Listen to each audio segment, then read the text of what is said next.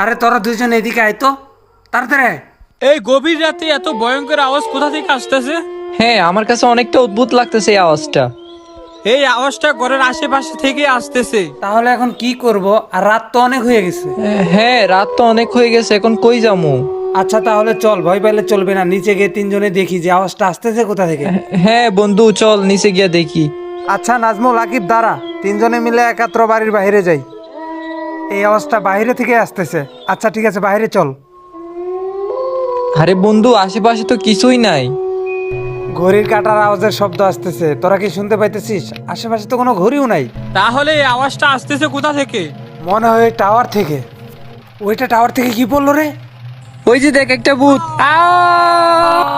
আমি আমি বাড়ির মালিককে চাই। ই ই ই ই, মালিককে চাই, আমি চাই।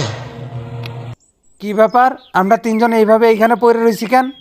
তাহলে কালকে রাত্রে যেই ঘটনাটা ঘটছে ওইটা স্বপ্ন ছিল না? এই নাজমুল, নাজমুল উঠতো। আরে বল, আমরা এখানে কা? আকিব, আকিব উঠ।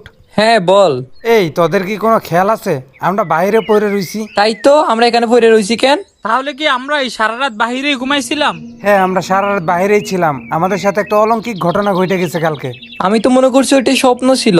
হ্যাঁ, সেটা তো আমিও ভাবছিলাম। আমি শুধু দেখলাম কেউ একজন এই টাওয়ারটা থেকে নামলো, আর সাথে সাথে তোরা দুইজন চিৎকার দিয়ে অজ্ঞান হয়ে গেলি। তোদের সাথে সাথে আমিও শুয়ে পড়ি, আর মনে হলো আত্মাটা কিছু একটা বলতেছিল।